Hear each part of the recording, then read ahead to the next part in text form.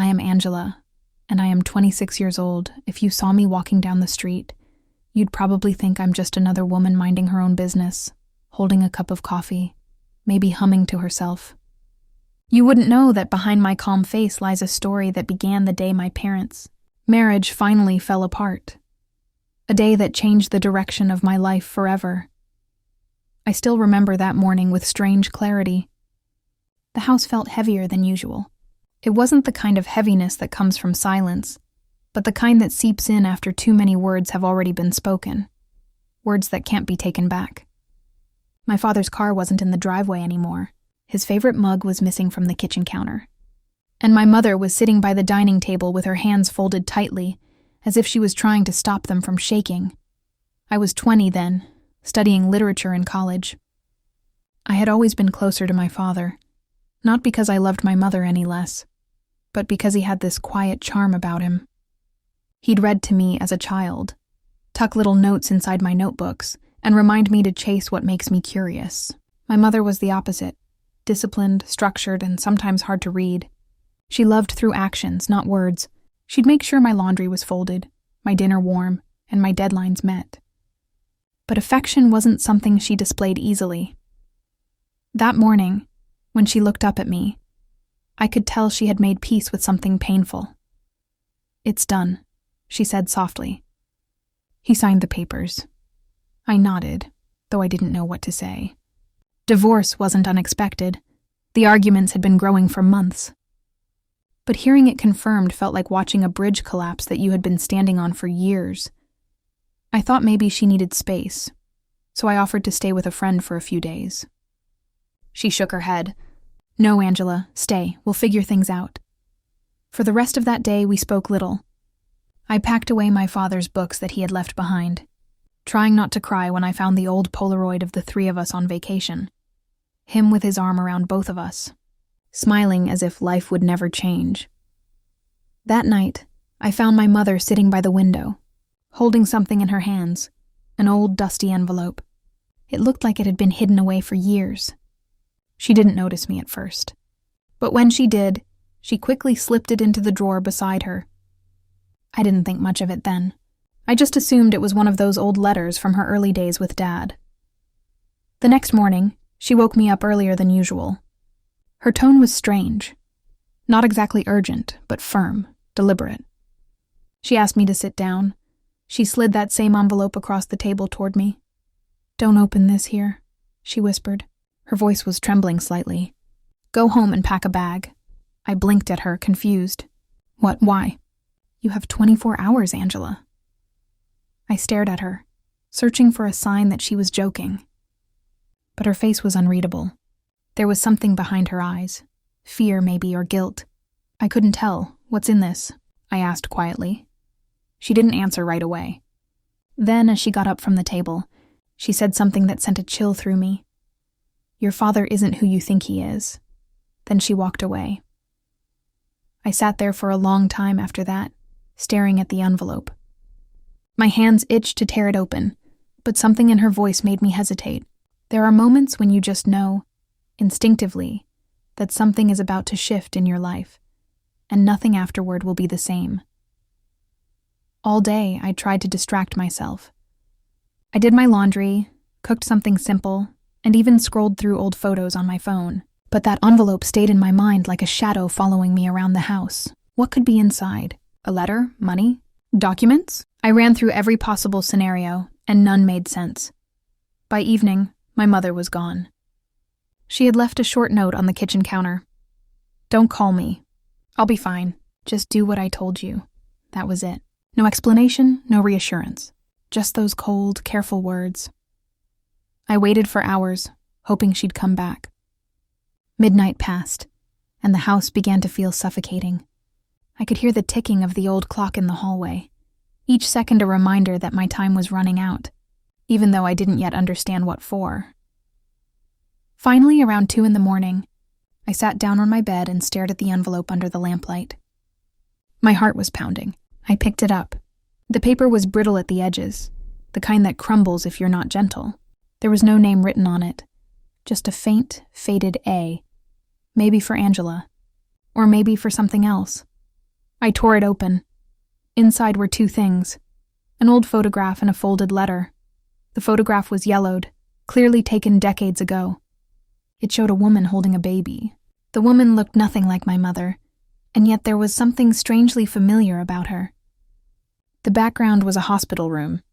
There was a date scribbled on the back in black ink, the year I was born. My hands started to shake. I unfolded the letter slowly.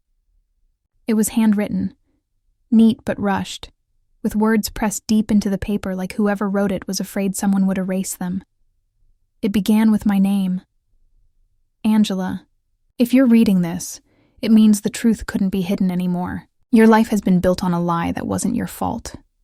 I froze. The words blurred before my eyes. I couldn't read the rest right away. I folded it back and pressed it against my chest, trying to steady my breathing.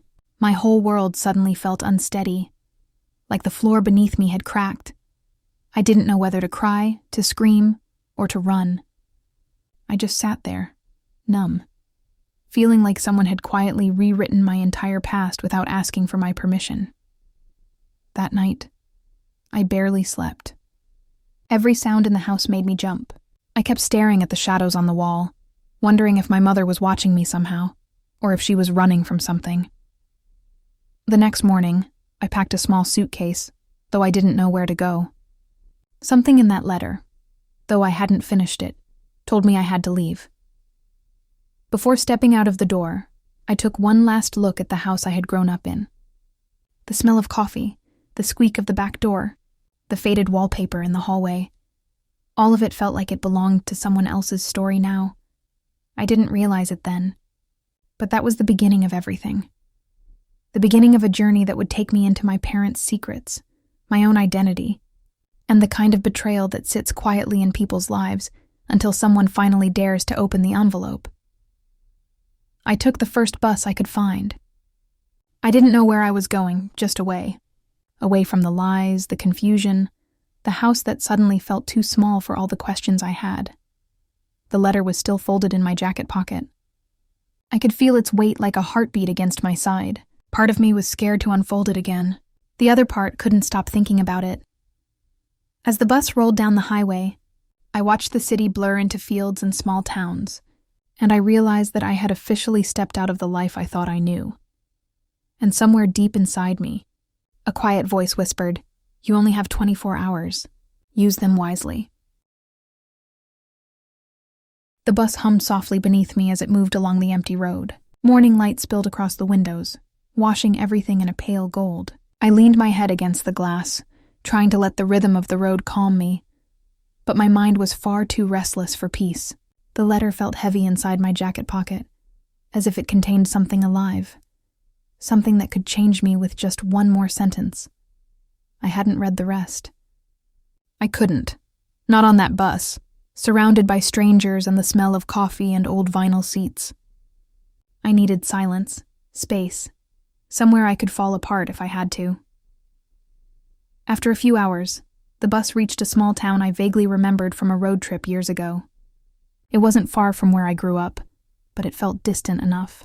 The streets were quiet, lined with maple trees turning red with the season. I got off, dragging my suitcase behind me, not really knowing what I was looking for. A motel? A café? Or maybe just a place to breathe. I found a little inn by the main road, the kind that had peeling paint and a handwritten vacancy sign taped to the door. The woman at the counter looked at me kindly when I asked for a room. "Just passing through?" she asked. I nodded. She didn't press for details. In the room, I finally sat on the edge of the bed, the envelope in my hands again. My palms were sweating. The air smelled faintly of detergent and old curtains. For a long time, I stared at the folded paper, as if it might start speaking on its own. When I finally opened it, I noticed the handwriting had changed halfway through. The first part, the part that began with my name, was written by a woman. The second half looked like a man's handwriting, bold, slightly slanted. I took a deep breath and began to read. "Angela, you were born into a story much older than you. What your mother and I shared began with love, but it was surrounded by lies we could not escape.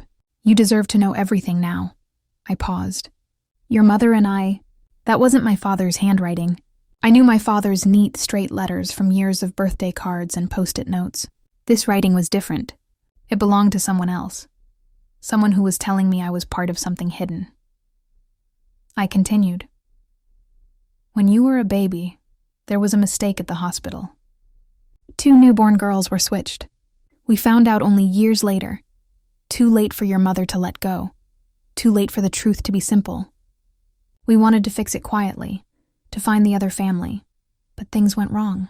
Your mother was threatened and she made a decision that saved you, but cost her more than you'll ever know. I stopped breathing for a moment. My eyes scanned the words again, slowly. Switched at birth, threatened, saved me. It didn't make sense. The room suddenly felt smaller.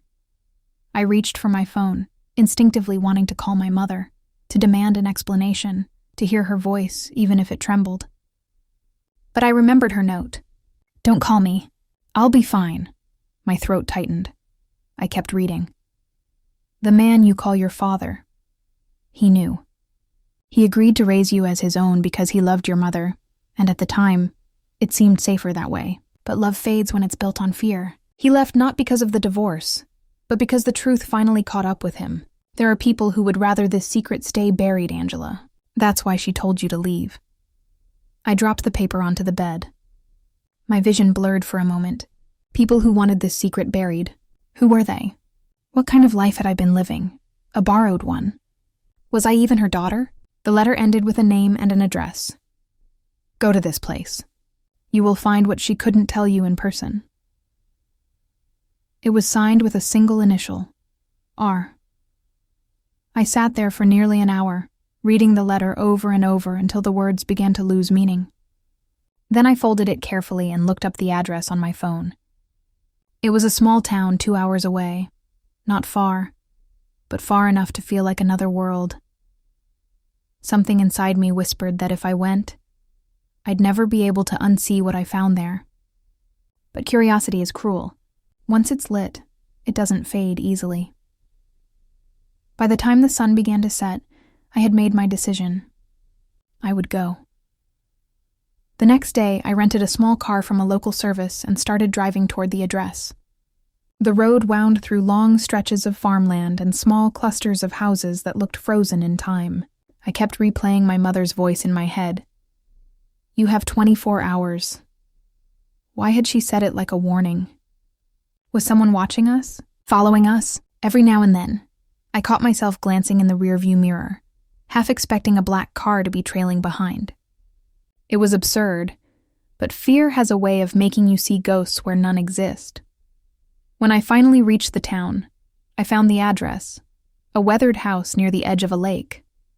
It looked empty, but there was a car parked out front. I hesitated at the gate, holding my breath before knocking on the door. An older woman opened it. Her eyes were sharp but kind, her hair silver at the roots. For a moment, she just stared at me, and I saw something flicker in her expression. Recognition, pain, relief. A strange mix that made my stomach twist. Angela? She asked softly. My name sounded fragile coming from her lips. I nodded, unsure what to say.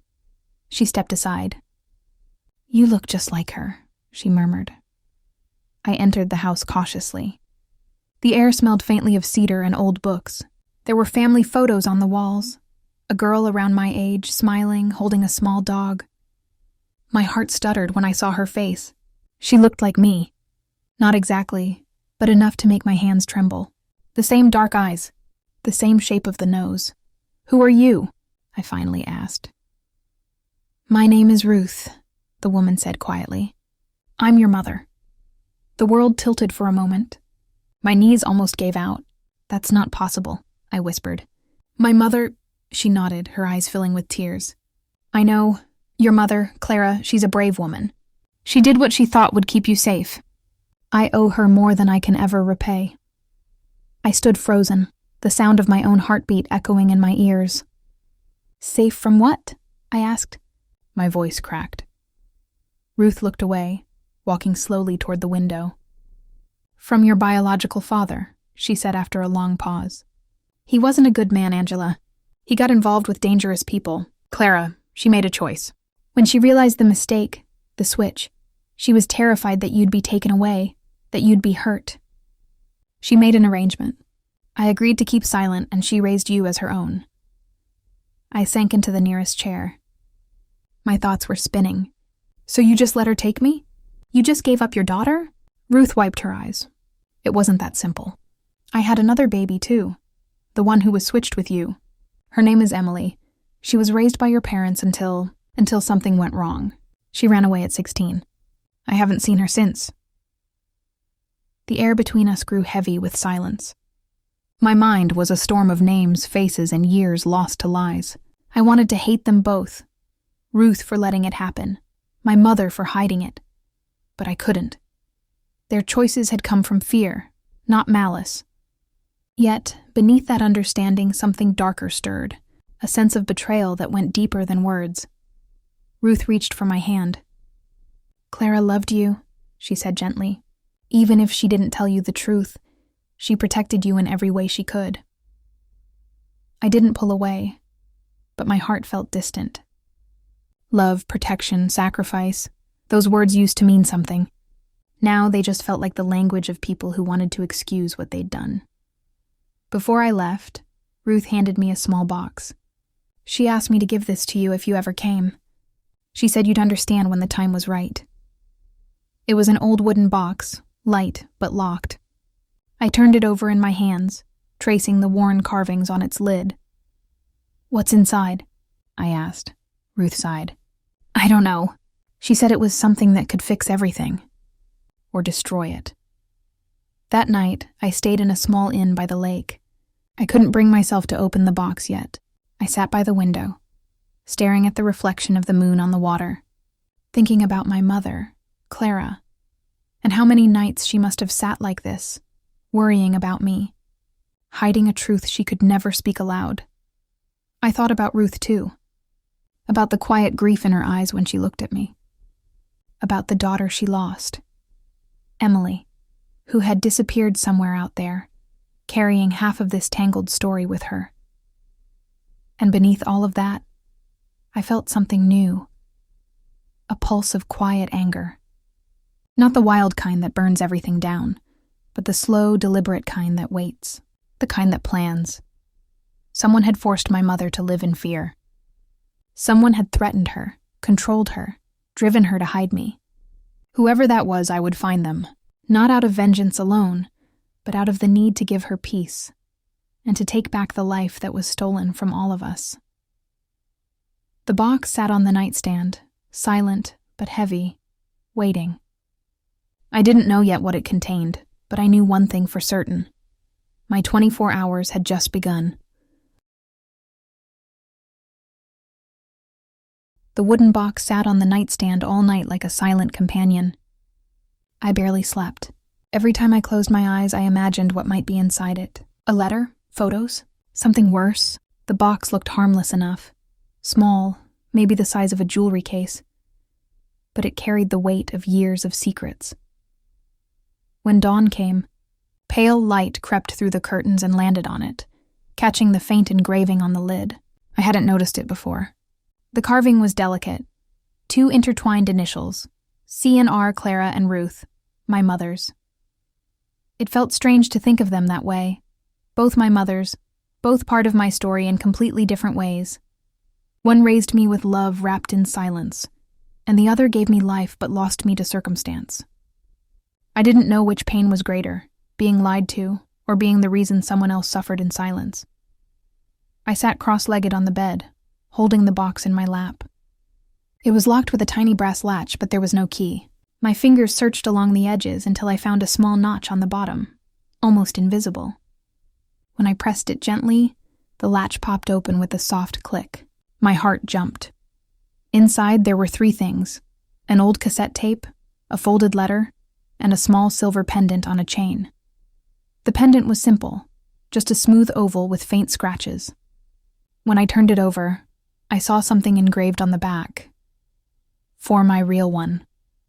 I didn't know if my mother had written that for me or for someone else, but it made my throat tighten all the same. The cassette tape was labeled only with a date, March 12, 2004. I didn't own a cassette player anymore, but I knew where I could find one. The folded letter, though, that I could read right away. I unfolded it slowly. The handwriting was unmistakably my mother's. Neat, careful, deliberate. The kind of handwriting that reflected her whole personality. The letter was dated just a few months ago, long after she and my father had separated. "Angela," it began. "If you are reading this, then you found what I could not say aloud. I wish I could tell you everything face to face, but I'm afraid my words would only cause you pain, and I've already given you enough of that." I stopped and closed my eyes. The room suddenly felt warmer, as if her presence was there, watching me, waiting for me to finish. "I kept the truth from you because it wasn't just mine to tell. Years ago, when you were born, I made a deal with people who should never have had power over my life, or yours. They were connected to your biological father's business, and they didn't want the truth about the baby switch to ever reach the public. I thought if I stayed quiet, they would leave us alone." Her words were heavy, like stones falling one by one into water. "But silence is a fragile thing, Angela.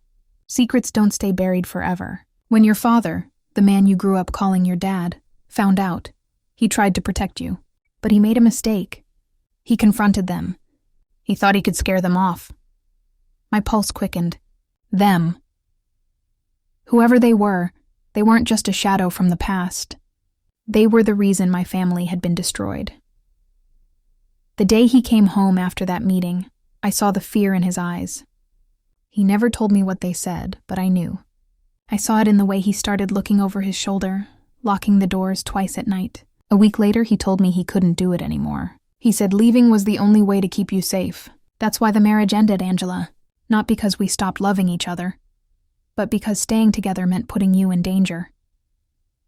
I felt tears welling up, but they didn't fall. I was beyond tears now. I was in the kind of sadness that sits too deep for crying. "I know you'll want to find them," she wrote. "But don't rush. The truth will come to you when you are ready to see it. Ruth has something, or someone, who can help." I've left a message for her too. "Please, my dear girl, don't let anger guide you. Let understanding lead you first." Her letter ended there. No signature, just her name written faintly at the bottom, as if she had pressed the pen down but couldn't bring herself to write, "Love, Mom." I sat for a long time holding the letter, feeling its edges against my fingers. There was so much she hadn't said, names, details, warnings, yet I understood what she meant. She wasn't only afraid of the people from her past. She was afraid of what knowing too much would do to me. Still, I needed to know. Not because I wanted revenge, not yet, but because I couldn't live another day not understanding who had stolen peace from the woman who raised me. I decided to listen to the cassette. Down the street, there was an antique store I'd passed the day before. It had an old wooden sign and shelves full of forgotten things. When I stepped inside, the air smelled faintly of dust and lavender. An old man behind the counter looked up from a stack of records. "Do you have a tape player I could use?" I asked. He nodded toward a dusty player on a shelf. "It works, mostly," he said with a small smile. "Need batteries?" I bought the player, went back to the inn and sat on the bed again. My hands were trembling slightly as I pushed the cassette in. There was a short static sound, then a familiar voice, my mother's. "Angela," she said, her voice calm but tired. "If you're listening to this, then I couldn't protect you the way I hoped. There's someone you need to find. A man named Vincent Hale. He used to work for your biological father, but he left that world a long time ago. He's the only one who can tell you what really happened. But be careful who you trust. Vincent isn't an innocent man. He's just one who regrets too late." Her voice cracked slightly, as if she was fighting tears. "If you find him, tell him I kept my promise, and that I hope he finally forgave me." Then silence. I sat there frozen, listening to the soft hiss of the tape spinning. My mind was racing. Vincent Hale. The name meant nothing to me, but I knew it would soon mean everything. I replayed the message, memorizing every word, every pause. My mother's tone, steady, deliberate, carried a mix of fear and relief, like she had finally unburdened herself after years of silence. That night, I searched for him online. There were a few scattered mentions of the name: a retired private investigator, an address in the next state, and an old article from over a decade ago about a corporate scandal that had quietly disappeared from the news after a few weeks. The article mentioned a Vincent Hale, former security consultant for a man named Richard Waverly. The name sent a jolt through me. Waverly. That was my biological father's surname. I'd seen it on my birth certificate when I was a child, before it was changed to match my adoptive parents. My mother had hidden that name from everyone, so Vincent had worked for him. And now, after all these years, he was the last person who might have answers. I closed my laptop and leaned back against the wall. I could feel something shifting inside me, a quiet, focused resolve forming like ice in my chest. I didn't hate my mother. I didn't even hate my father. But I couldn't forgive the people who had stolen their peace, who had forced my life into secrecy and fear. And if Vincent was part of that, even for a moment, then he owed me the truth. The next morning, I packed my things and left the inn. Ruth tried to stop me when I called to say goodbye. "Angela, please," she said, her voice heavy with worry. "If Clara wanted you to find him, she must have known it wouldn't be safe. Let it go." "I can't," I said quietly. "I need to understand before I can let go." She sighed. "Then at least promise me you'll be careful." I promised, though I wasn't sure what careful meant anymore. The drive took 6 hours. The sun was high and the road stretched endlessly ahead. I thought about everything I had lost. The childhood I'd thought was safe, the parents I thought I knew, and the simple peace of not knowing what lay beneath it all. When I finally reached the address I'd found online, it led me to a small cabin on the outskirts of a sleepy town. The air smelled of pine and smoke. I parked the car and walked to the porch. The door was slightly open, creaking in the wind. "Hello?" I called softly. No answer. I stepped inside. The cabin was quiet but not abandoned. There were books stacked on the table, a kettle on the stove, and a faint sound of a radio humming from another room. Then I heard footsteps. A man appeared in the doorway. He was older, maybe in his late 50s, with graying hair and eyes that had seen too much. He froze when he saw me. "Who are you?" he asked, his voice sharp but calm. "My name is Angela," I said. "Clara Waverly was my mother." His expression changed instantly, a flash of surprise, then guilt. He sat down slowly, like the weight of her name alone had taken the strength from his legs. "She told you to find me," he said, almost to himself. "Didn't she?" I nodded. "She said you could tell me what really happened." Vincent looked at me for a long time before speaking again. "If you've come this far, Angela, then you deserve the truth. But I should warn you, the truth doesn't come clean. It never does." He stood and walked to a shelf, pulling out an old folder bound with string. "Your mother and your father, both of them, tried to protect you from the same man.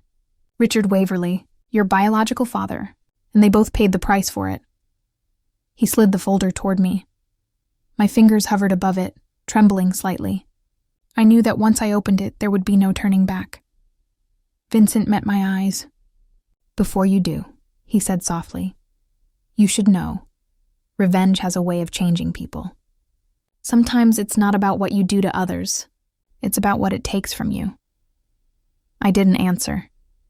I just reached forward and untied the string. Inside were photographs, evidence, letters. And as I looked at the first picture, I finally saw the face of the man who had cast a shadow over my life before I was even born. The man I had to confront. The man who called himself my father. The day after I discovered what my father had done with the money, my mother's savings, my education fund, everything she had built quietly for years, I didn't sleep. I lay awake, staring at the ceiling of the small room in the cottage, listening to the quiet hum of the night. The ocean was a mile away, but sometimes when the wind changed direction, I could hear its low rhythm like a heartbeat in the distance. That night, it sounded like the world was breathing slowly with me, and every sound reminded me of the truth I couldn't unsee. I kept thinking about my mother's face that morning, how she had been so still, almost expressionless when I showed her the documents. She didn't cry. She didn't scream. She just said, "I know." It was such a small sentence, but it hit me harder than anything else, because that meant she'd been living with this knowledge, carrying it silently, maybe even for years. And suddenly the dusty envelope made sense. It wasn't a spontaneous act. It was a plan that had been waiting for the right moment. The next morning, she called me into the kitchen. The smell of coffee filled the air, and sunlight spilled across the table, making the edges of her papers glow.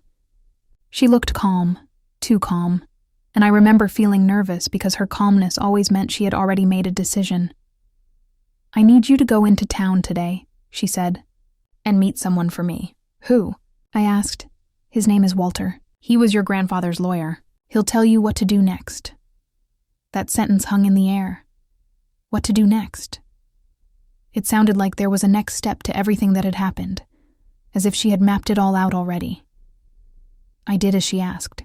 I drove to town in her old car, the one that coughed every time I turned the key, and parked in front of a small building that looked too ordinary for something that carried so much weight. Walter was an elderly man, with soft eyes and a voice that seemed to know more than it said. When I told him who I was, he simply nodded, pulled out a file, and handed it to me. "This," he said quietly, "was meant for you once your mother thought you were ready." Inside the file were photocopies, bank transactions, property deeds, letters in my father's handwriting, and at the bottom a faded photograph. It was of my parents years ago, standing in front of a house I didn't recognize. My mother looked proud, my father impatient. On the back there was a note in my mother's handwriting. "The first thing he ever took from me." That's when Walter leaned forward and said, "Your father didn't just take the money. He took her life's work. That house was supposed to be your mother's gallery." The words hit me like a wave. Her gallery. The dream she used to talk about when I was little. A small place near the ocean where she could display her art, invite people in, and build a life that wasn't dependent on anyone. I remembered the sketches, the color palettes, the excitement in her eyes. And now, it turned out, my father had taken that dream and used it as collateral for one of his business loans, one that eventually failed. When I came back home, my mother was sitting outside, watching the sun sink behind the horizon. I sat beside her, and for a long time, neither of us said a word. Finally, she said, "I don't want revenge and anger, Angela. That's what he expects. I want him to lose what he values most. Control." There was something about the way she said it that chilled me. It wasn't bitterness. It was resolve. The kind that doesn't come from hatred, but from survival. She had spent years being underestimated, dismissed, betrayed. And now she was going to take back the narrative. Not by screaming, but by moving carefully. Over the next few days, she started making calls. She sold a few old paintings, liquidated some small investments, and quietly began forming a partnership with a woman she used to know from art school, a woman named Rosa, who now owned a successful gallery in the city. My mother didn't tell anyone, not even me at first, what she planned to do, but I could sense it. Something was shifting in her. She was no longer the woman waiting for apologies or closure. She was building something. One evening, she handed me another envelope, smaller this time, not dusty, but crisp and new. Inside was a legal document transferring partial ownership of her future gallery to me. "You're part of this," she said softly, "because one day, I want you to understand that power isn't in payback. It's in creation. But for now, we'll let him destroy himself." Her words made sense later, when I saw how she handled things with my father. She invited him to dinner a month later. It was the first time they had spoken since the divorce papers were signed. I was nervous, expecting shouting or accusations, but the atmosphere was unnervingly calm. My mother had prepared his favorite meal, as if it were a normal family gathering. He arrived confident, smug even, believing that he still held some kind of emotional upper hand. But then she slid an envelope across the table, the same kind I had received months ago. I remember his smirk fading as he opened it. Inside were copies of the deeds, financial statements, and a short note that simply said, "You no longer own the land you built your company on." He looked up, confused. She smiled gently. "It's mine now," she said. He tried to speak, but she continued calmly, explaining how she had used the remaining marital assets and legal loopholes to quietly buy out the debts his company owed. She had paid for it with her art sales and support from Rose's gallery. It wasn't about money anymore. It was about balance. He left that night without saying a word. And for the first time, I saw my mother take a deep breath that wasn't heavy with resentment. But our story didn't end there, because what she had taken from him wasn't just property. It was the foundation of his pride. And when a man like my father loses his pride, he starts unraveling. Slowly. Publicly. Within weeks, whispers began to spread in his business circle. Investors withdrew, associates distanced themselves. He tried to rebuild, but nothing worked. And while he struggled to regain control, my mother opened her gallery, right in the same town where his company had once stood tall. On opening night, I stood beside her, watching the crowd admire her paintings, pieces filled with quiet strength and layered emotion. Every brushstroke seemed to tell a part of her story. The betrayal, the endurance, the healing. I could see people feeling it too, and that's when I understood what she meant by real power. That night, as we locked up the gallery, she turned to me and said, "Revenge is loud only when you're still hurting. But peace is the loudest silence." I nodded, holding her hand. We walked out into the cool night air, the sound of the ocean whispering somewhere beyond the streets. And I realized that she hadn't just taught me how to survive. She had taught me how to transform pain into purpose. But the story still wasn't finished. Because even though my father's downfall was quiet and complete, there was one more thing hidden inside that first dusty envelope that neither of us had fully faced. A letter, addressed not to my mother, but to me. It was written in my father's handwriting. And though I had read it once, quickly and angrily, I had never gone back to it. Not until that night, after the gallery opening, when something in me needed closure. I sat by the window, unfolded it, and began to read. It started simply, "Angela, if you're reading this, it means your mother has finally shown you who I really am. I don't expect forgiveness, but you should know, what I did wasn't just greed. It was fear." Those words changed everything I thought I knew about him. And as I continued reading, I began to understand that his betrayal ran deeper than money or power. It came from a wound he had never healed. And that wound was about to reveal something that would test everything I believed about revenge, forgiveness, and family. When I finished reading the first few lines of my father's letter, my hands were trembling, though the night around me was still and quiet. The moonlight filtered through the thin curtains, soft and silver, spilling across the paper in my lap. My mother was asleep in the next room, exhausted from the gallery opening, unaware that her past, and mine, was unfolding all over again through the words of a man who had broken both our hearts. I took a deep breath and kept reading. I was never the man your mother thought I could become. I didn't know how to love someone who didn't need saving. Your mother, she was always strong. Too strong, maybe. And I was raised to believe that strength in a woman was something to fear, not to cherish. That's where I failed her. His words made me pause. I could almost hear his voice as I read them. That same tone he used when he was explaining his decisions to me as a child. The one that sounded like logic but was always hiding guilt. He continued, "When your mother inherited that property from her father, I thought it was a gift. But over time, I started to see it as a reminder that she didn't need me. Every brick, every plan she made for that gallery felt like a quiet message, that she could build something beautiful without me. And instead of being proud of her, I got scared. I told myself I had to prove my worth, that I could turn her inheritance into something bigger, something that would make her see I mattered." I stopped and stared at the letter for a while. It felt strange, reading his thoughts like this. His confession written so calmly, like a story he finally dared to tell once the damage was beyond repair. He went on. "I took the deed and used it as collateral for my business because I wanted to expand. to compete with the people who had always looked down on me. I told myself I'd pay her back in no time, that she wouldn't even have to know. But one deal turned into another, and soon, I wasn't working to build something for our family. I was fighting not to lose what I'd already borrowed. And then I did lose it. I lost everything, including her trust. I felt a lump rise in my throat.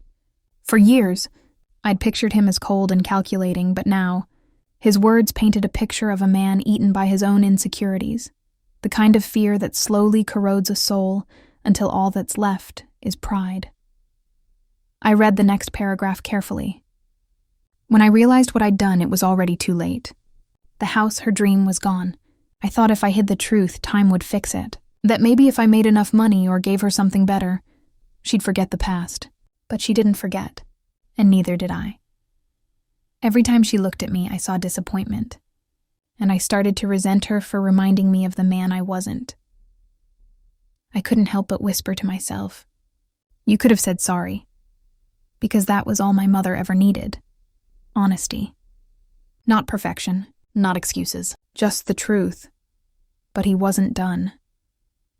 I know by now she's probably found a way to recover. She always does. And you, Angela, I know you hate me. Maybe you should. But there's something you don't know. The money I stole didn't just vanish into my failed business. Some of it went somewhere else, to someone else. And you deserve to know who. My pulse quickened as I turned the page. The handwriting was getting shakier, like he had written it in a hurry. Before you were born, I had a sister. Her name was Margaret. Your mother never met her. She was ill most of her life, and I took care of her quietly. I used part of that money to pay for her treatments when the insurance stopped covering them. I couldn't tell your mother because I knew she'd insist on handling it properly, through legal ways, through hospitals and paperwork. But I didn't want that. I wanted to fix it myself. I thought I was protecting her from the burden, but I was just hiding my shame. I lowered the letter slowly and sat there in silence. The air felt heavier somehow. I'd never heard of Margaret, not once. My mother had never mentioned an aunt, and my father had always said he was an only child. So all these years, the debts, the deceit, the arguments, had also been tied to a secret act of care. A tragic one, but still care. I turned the last page. I don't know where she is now. We lost touch after her last treatment. I sent her what I could until everything collapsed. If you ever find her, tell her I'm sorry. Tell her I didn't forget her. And tell your mother I know she will rebuild. She always does. I just hope you can see that what I destroyed came from fear, not hate. Don't make my mistake, Angela. Don't let pain decide who you become. The letter ended there. No signature. Just a single line at the bottom. There's one more envelope. Ask your mother. My fingers went cold as I folded the paper. For a long time, I just sat there, thinking about how complicated human beings can be. How someone can love you and hurt you at the same time. How guilt can twist into pride. And how one secret can ripple through generations. I waited until morning to talk to my mother. When she came into the kitchen, still wearing her robe, she looked surprised to see me sitting there, the letter in front of me. "Where did you find that?" she asked quietly. "It was in the envelope." I read it. Her shoulders dropped, and she sank into the chair across from me. For a long time she didn't speak. Then she said, "I thought I'd burned it." She told me that she'd found the letter years ago, tucked inside one of my father's old books, but she never had the strength to read it through. "I was too angry," she said, "and by the time I could bear to, it was too late for it to matter." When I asked her about Margaret, she looked shocked. "He had a sister?" she whispered. "He never told me." That day changed something between us. For the first time, I saw my mother not just as the woman who survived his betrayal, but as someone still tangled in the web he left behind. And together, we decided to find out the truth about Margaret. It wasn't about forgiveness. Not yet. It was about understanding the full picture. Because you can't really let go of anger until you understand what you're holding on to. We spent weeks searching records, calling old hospitals, even reaching out to one of my father's former business partners who still lived in the city. Most people had moved on, forgotten, or refused to talk about him. But eventually, we found a clue. an old address listed under Margaret's name in a long-term care facility 2 towns away. When we arrived, the nurse at the desk looked at us strangely when I mentioned her name. "Margaret Bennett?" she asked. "She passed away 3 years ago. But there's something you should know. She left a letter in her file. She said if anyone from her family ever came, to give it to them." I remember my mother's face, the mix of sorrow and disbelief. The nurse handed us a small envelope, and inside was a single note. The handwriting was delicate, faded. "To my brother, or whoever finds this. I forgave you a long time ago. The money didn't save me, but I know why you tried. I hope you learned that love isn't something you buy. It's something you protect." My mother read it twice, then folded it carefully and placed it back inside. Neither of us spoke on the drive home. There was nothing to say. That night, as I watched her stare out at the ocean, I realized the revenge we had sought, the justice we thought we wanted, had already transformed into something else. My mother hadn't destroyed my father. She had freed herself from him. And now, through that letter, we were freeing ourselves from the last piece of his shadow. But life has a strange way of circling back. A week later, my father called me. I hadn't heard his voice in almost a year. It was weaker, softer, a man stripped of his armor. He said he wanted to meet just once. My mother hesitated, but I said yes. Not because I owed him anything, but because closure doesn't come from silence. It comes from facing what you've avoided. When I met him, he looked older than I remembered, his posture smaller, his eyes tired.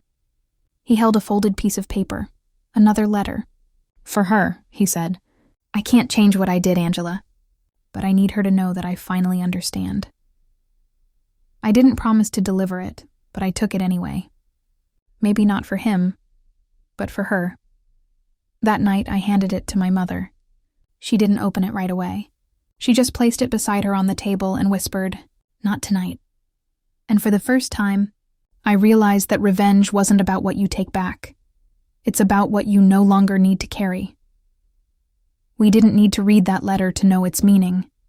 The past was behind us, but sometimes healing is about choosing to see the whole truth, even when it hurts. And as I watched my mother finally sleep peacefully that night, I knew our story was nearing its end. But there was still one final chapter, one final choice that would define how our revenge truly ended. The morning after my father handed me that final letter, something felt different. The air was crisp, carrying that quiet kind of stillness that usually comes after a storm.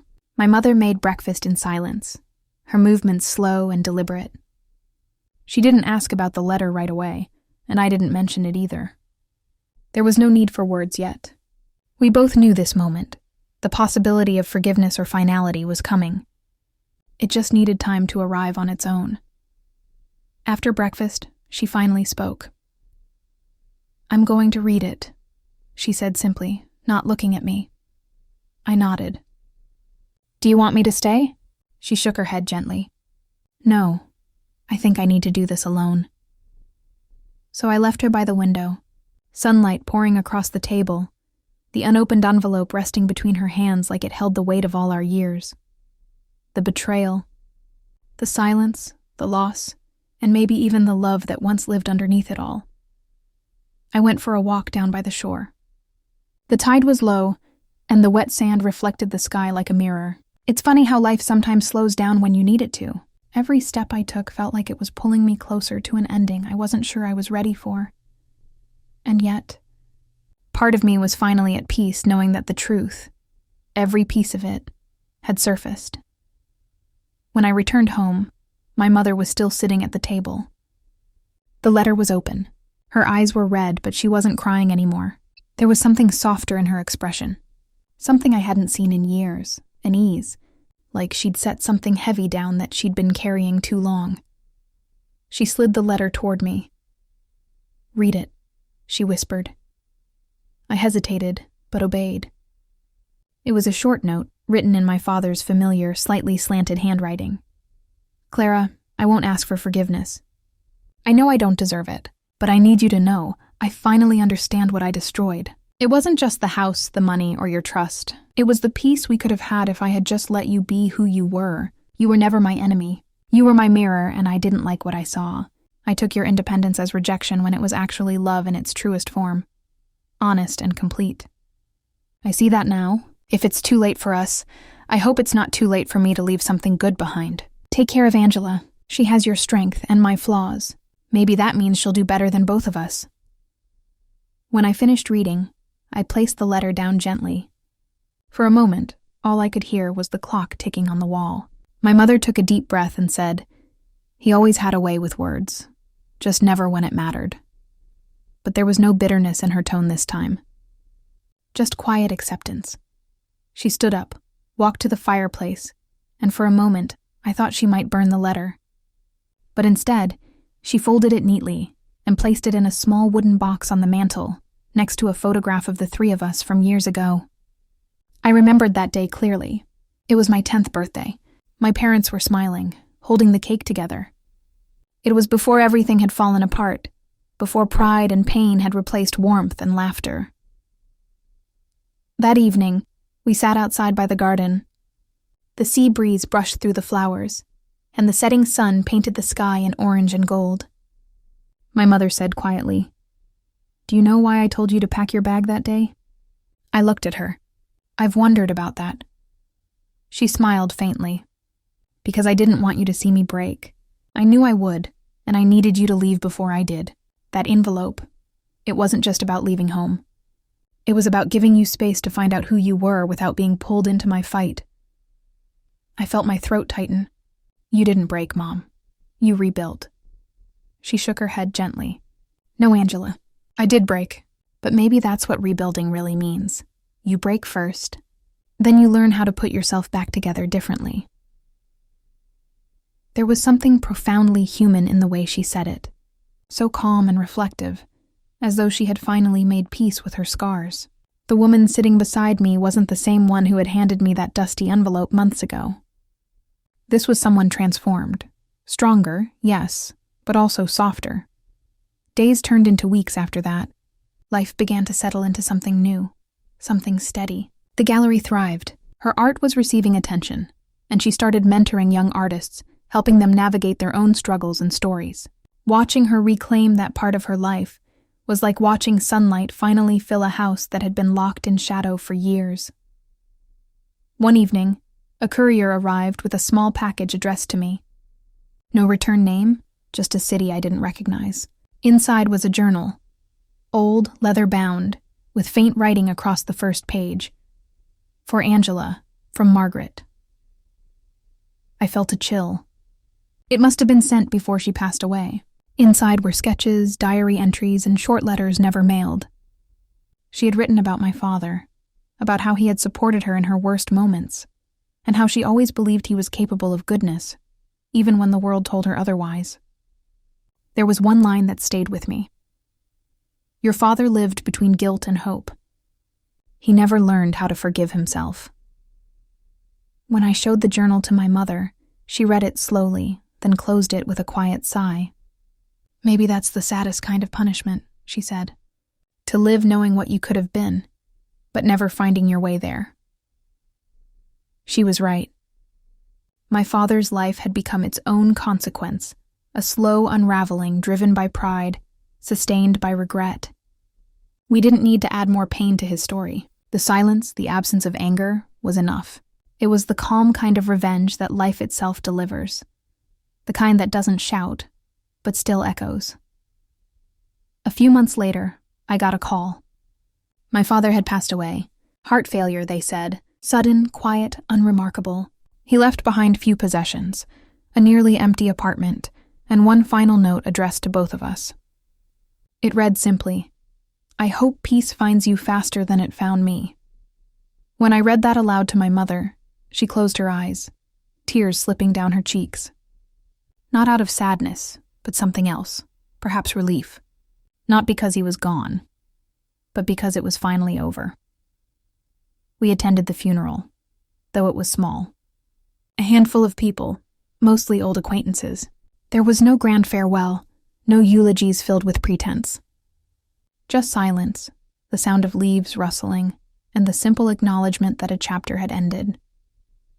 Afterward, my mother and I stood together by his grave.